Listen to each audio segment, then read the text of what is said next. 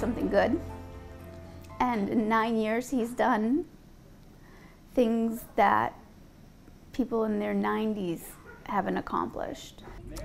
9-year-old Jacob Thompson lost his battle with cancer over the weekend. Today, we remember him and how he touched thousands with his story. Hello, everybody. I'm Lee Goldberg. And I'm Amanda Hill. Jacob Thompson captured the hearts of so many people around the world from the very first moment they found out about him. Yeah, now most people who love Jacob never actually got a chance to meet him. I was lucky enough to be one of the people who did. Hard to believe that a 9-year-old boy could have such a profound effect on a 49-year-old man in such a short amount of time. I first met Jacob Thompson back on November 1st. Tabitha Stewart, who lost her daughter Haley to childhood cancer back in September, had reached out to me. I had done some stories with Haley, and her mom contacted me to tell me that there was a little boy at Maine Med who needed my help. Jacob had been battling stage 4 neuroblastoma since he was 5. The prognosis was not good. His family wanted to celebrate Christmas one more time, so they were going to do it early. They wanted Jacob to get as many homemade Christmas cards as possible so he could enjoy the spirit of the holiday. Tabitha had told Jacob's mother about me, and she agreed for me to come to the Barbara Bush Children's Hospital so I could do a story and help get the message out. Once we met, Jacob talked to me about Sim City. He explained how the game works and how he would build cities and create characters, etc. His family and I had mutual acquaintances, so we connected pretty quickly. Our story on Jacob first went on the air during News Center Now at 5 o'clock on that day. Nobody knew or could anticipate what was about to happen. In my 27-year career, I've interviewed thousands of people, done thousands of stories, and there was nothing quite like this. Jacob, his story, his smile, his situation, his wish for one more Christmas touched people across our state, across the country, and across the world. Cards started flooding in by the hundreds, and then there were thousands, and then tens of thousands. Celebrities were all over social media imploring people to send Christmas cards to Jacob. A 9-year-old little boy with days left in his life was uniting the world with a single cause: help him celebrate one more Christmas. The love and support that Jacob and his family were shown by Mainers, total strangers, people from other countries, some speaking different languages, was overwhelming. The universal language of love was loud and clear and perfectly understood. Jacob Thompson died yesterday. It's tough to say he lost his battle with cancer because I just don't feel like the word lost should be associated with him. He gained by seeing firsthand the goodness that there can be in our world, and we all gained by knowing just a small piece of him. Jacob's family has asked for people to pay it forward in his memory and has a list of suggested beneficiaries on his Facebook page, which is Jacob Thompson's Journey, so please go check that out. Now, Jacob's story has inspired people all over the world to use the hashtag Live Like a Penguin. It's so the best hashtag, and you know, we don't know for sure why Jacob and his family, say live like a penguin and use that as their mantra, but consider this. Penguins spend their days living in the cold, living as a community, and waddling through life together. They are proof that there is strength in numbers. They huddle together to not only protect from predators, but to keep each other warm. Now, Live Like a Penguin is a nationwide lifestyle. Let's take a look here at our heat map and see where the hashtag is popping up. You can see there from coast to coast, hearts are breaking. We all hoped he would make it to the real Christmas. He surely made a difference with his wonderful wish. May we meet again, Jacob Thompson. Now, another user said, Live Like a Penguin captured my heart. What a brave kid. Now, Mary says this child made the world a better place. Mary, I think we can all agree with you there. And Jessica shows her card she made for him and has a message. Jacob, I hope that your final days were filled with joy. Now, Jamie offers this sweet story. While making cards for him, Jacob inspired my students to stay positive during hard times. R.I.P. little Jacob. And this one got me a bit emotional, I'm not going to lie. A crying penguin with the hashtag Live Jacob Strong. So clearly he made a big difference and huge impact on everyone, around him and beyond, as you can see. So, yeah. Jacob, rest in power, little guy. Now, you spent time with him. Could he tell how much of an impact he was having on these people? No, I mean, I think he could tell from the day where nobody outside of his circle knew who he was, and suddenly everybody knew who he was. So that changed real quick. And so all the cards and the gifts, I mean, I think that was like, wow, from one Like little what story happened, yeah. here on News Center Now to across the entire world. So it Yeah. changed his life. The last 3 weeks of his life, literally, I talked to his mom yesterday, changed because of our one little story on him, and it's obviously touched so many people. So Yeah. Well, we are thinking about his family today for absolutely. sure. All right. Switch to other news right now. Another woman has come forward accusing Senator Al Franken of sexual misconduct. She says the former comedian grabbed her at the Minnesota State Fair in 2010 when he was a sitting senator. Franken told CNN that he does not remember taking the photo, but says he does feel badly about it. There are already calls for a Senate ethics investigation. Now this comes as allegations mount against Alabama Senate candidate Roy Moore, who's accused of sexual abuse of minors. Maine Senator Susan Collins is just one of a number of Republicans asking Moore to withdraw from the race. Today at an event in Waterville, Senator Collins said again that Moore should step aside because her party can do better than him. But she also remarked that she does not believe Moore will heed her advice. As for sitting Senator Franken, Collins says she supports the call for a Senate ethics investigation, adding that in her view, Senator Franken's behavior toward the radio host was, quote, appalling. And she's not surprised that another woman has come forward. I'm not surprised that there now is a second allegation. It has been my experience that it is very rare that there is just one incident of this type. Senator Collins says she will withhold her judgment on Senator Franken until the Ethics Committee has completed its investigation. Pretty sunny day, but a bit of an illusion because it is cold outside. Yes, and since it's outside and we're not really tough enough, we sent Ryan Breton out there for a first look at our weather outside. Oh, wait, hold on. He's inside too. That doesn't even count. Hey there, Amanda and Lee. That's right. We are at Joshua's Tavern in Brunswick, enjoying a little popcorn and a soda, chatting with the folks about what they think the winter may bring. That's coming up at 6 o'clock. But first, let's do a little bit of weather right now. Temperatures are in the 30s through most of central and southern Maine, but cooling down into the teens in some of the mountains. And not only the temperatures today, the wind has been a problem too. We had some gusts during the middle of the day, up around 30 miles per hour, and it's still breezy this evening. There were a few thousand power outages, but those have started to come down as the winds have started to lighten some through the evening. They'll continue to do so tonight, but it's going to be a chilly night. Lows in many areas in the teens and 20s, but it doesn't last. I think we warm up tomorrow. A lot of us will get up to about 50. Keith will have more on that coming up in the full forecast in just a couple of minutes. In the meantime, we're hanging here in Brunswick. If you can, come on down, chat with us about what you want to see here this winter, and we'll give you a preview of our winter weather forecast coming up in just a few minutes as well. Back to you. Listen, I know that popcorn is free, so you better bring some back for us, okay? Just saying. You bet. All right, this is the very important question of the night. Who are the lucky birds getting pardoned this year? An update on the White House tradition after the break. Plus, any car warming up, any car that's the right kind of year. How car thieves choose their targets. Hear it directly from a convicted thief. Those stories and more after the break. Coming up tonight on 207, it's become a Maine tradition, Beatles Night. Back now for its 15th year. We'll take a look at what goes in to making it all happen. And some tips on Thanksgiving wines you'll want at your table on 207. With high school football finals officially behind us, the winter sports season has actually now begun. The Maine Girls Academy had its annual midnight practice to mark the change last night, or I guess this morning. The basketball team threw some hoops, but then played some floor hockey, some cornhole, some football. It's a bonding experience to begin the season on a positive note. drumstick and wishbone will be saved from the Thanksgiving dinner table thanks to a presidential pardon. Every year since 1947, a turkey is ceremoniously pardoned in a White House ceremony. Either drumstick or wishbone will appear before the cameras tomorrow, but both will live out full lives at the Gobbler's Rest on the Virginia Tech campus, not before being freaked out by that giant creature, whatever the heck that was. If you have a refillable water bottle on your desk or in your bag, the next story will make you want to take a hard look at it. Yeah, it could be as the water bottle might be dirtier than your dog's bone. A team from the website TreadmillReviews.net swabbed the lids of 12 water bottles that are used by athletes. Each bottle contained about 1,000 times more bacteria than an average dog toy.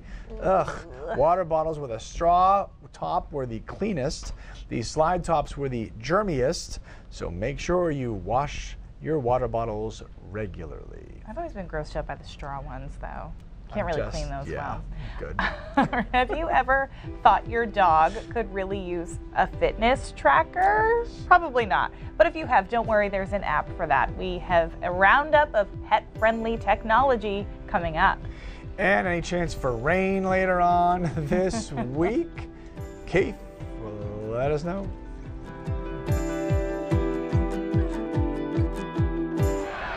Sad day in Patriot Nation. Former wide receiver Terry Glenn was killed in a car crash. Police say that Glenn was driving on a Dallas highway out in Texas when his car struck the concrete barrier.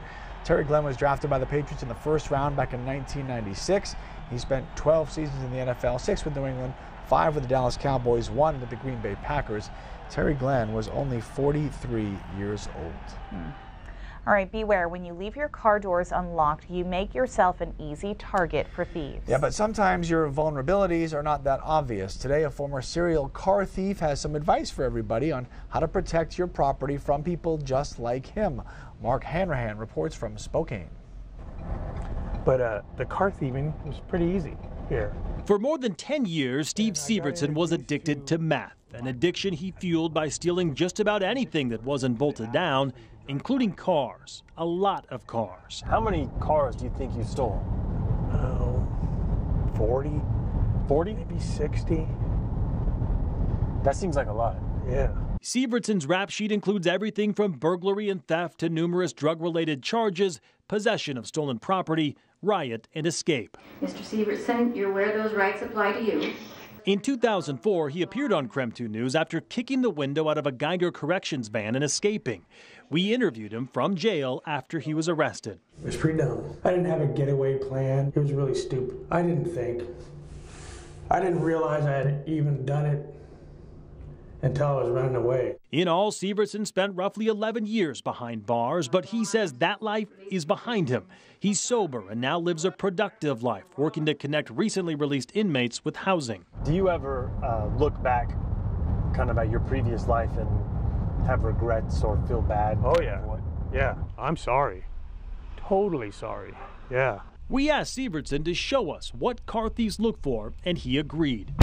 We picked him up at a Spokane Valley home and went straight to Northeast Spokane, a neighborhood he says he and other addicts often targeted in the early morning hours when most people were asleep. We would fill a car up, a 5-seat vehicle with 4 people just wanting to steal cars with a 4 or 5 hour window. Any car warming up, any car that's the right kind of year, or any car on the shopping list. He says that shopping list came from a network of other criminals. If someone was looking for a certain part, like a hood or bumper off a certain make and model of a car, he and other addicts went searching.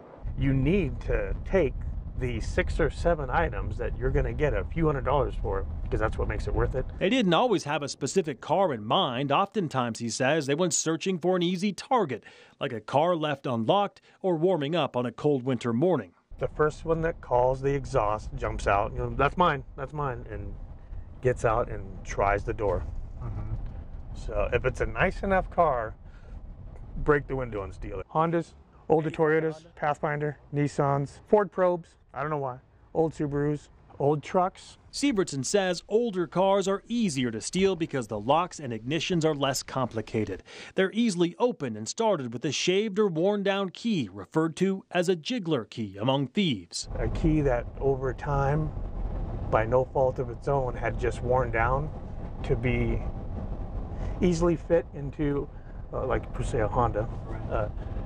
A wide variety of years and styles of Hondas, that key would work. So this would be kind of an example of an alley you would cruise through at night. Yeah. If he didn't steal the car, he says he'd often break the windows to get anything that looked valuable inside.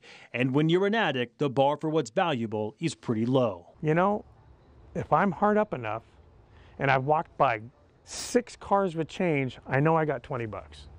So I'm going to break your window at least. His advice to people: don't be an easy target. Lock your doors. Don't leave valuables like change, sunglasses, or a purse in plain view. If you have a commonly stolen car like a mid-90s Honda, use a steering wheel lock like the Club. Although Sievertson says a big enough pair of bolt cutters can even get through those. You called it a what?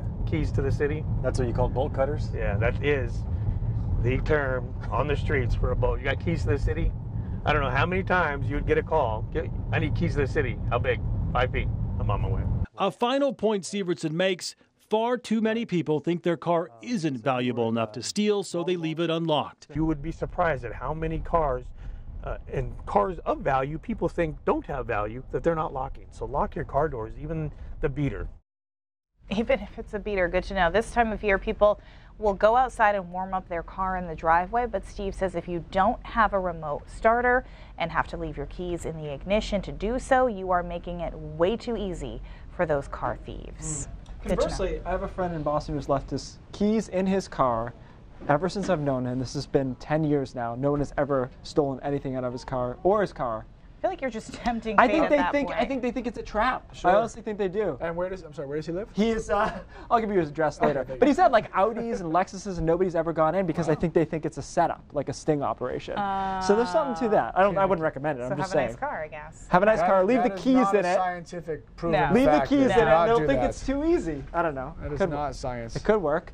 All right. Windy out there today. It was noticeably breezy through the day, and the wind chill was a real factor, and it still is. Take a look at the current wind chill in Greenville. It feels like 1 below 0, 4 in Millinocket, 8 in Caribou. Feels like the 20s in Portland. It's in the 30s right now. So it's been knocking off almost 10 degrees from the actual temperature. That will settle down tonight as the winds go with it. A couple of snow showers out there, mainly kind of banked up against the foothills and the mountains here. A few reports out towards Eustis, Rangeley, and into Bethel of a couple of flurries. Not a big deal. It's actually the outer edge of this lake effect snow machine. Take a look at this. This is a classic time of the year for it because the lakes are nowhere near frozen yet, and it's relatively cold air over the warmer water, and that's where you get these lake effect snow bands from. Another one into the Champlain Valley of Vermont. Tomorrow's a good looking day. This warm front will move through. It's going to be a whole lot more mild tomorrow. Temperatures in the low 50s, maybe even some mid 50s, and a lot of sunshine. It's probably the best day of the work week because then a cold front approaches on Wednesday and a coastal low gets very close to us. Some debate in the computer models as to whether or not this low will bring us rain, but the most trusted model does bring us some rain showers here on Wednesday through Wednesday afternoon before this low moves out for Thursday, and both Thanksgiving and the Friday after look pretty nice. So hour by hour forecast, again, nice bright day tomorrow. Temperatures get into the 50s in most spots. Temperatures go back down Wednesday with some rain along the coastline and a few mixing spots in the mountains. Here are the high temperatures tomorrow, though, 52, 53 degrees over southern Maine. No luck in Caribou and Presque Isle, right around 40 degrees there. Thanksgiving looks pretty good. I went and kind of tested out the mall, guys, this weekend. I haven't been to the mall in forever, and it was already starting to bubble up a little bit. So Black Friday probably big. I don't think you can shop here on Thanksgiving, which is nice, right? They don't allow that. Not till midnight. And not till midnight.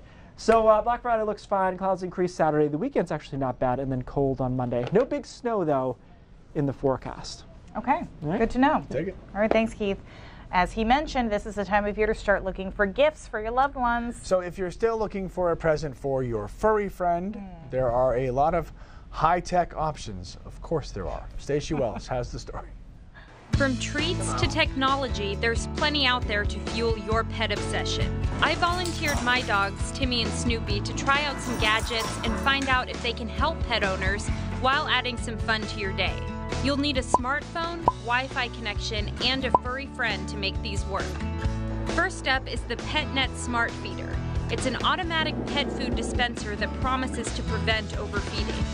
It actually takes your pet's weight, the activity that it does, the age of the pet, and the type of food to evaluate just how much pet food would be beneficial for your pet and at what time. You can use it with cats, you can use it with dogs, just depending on what you have at home.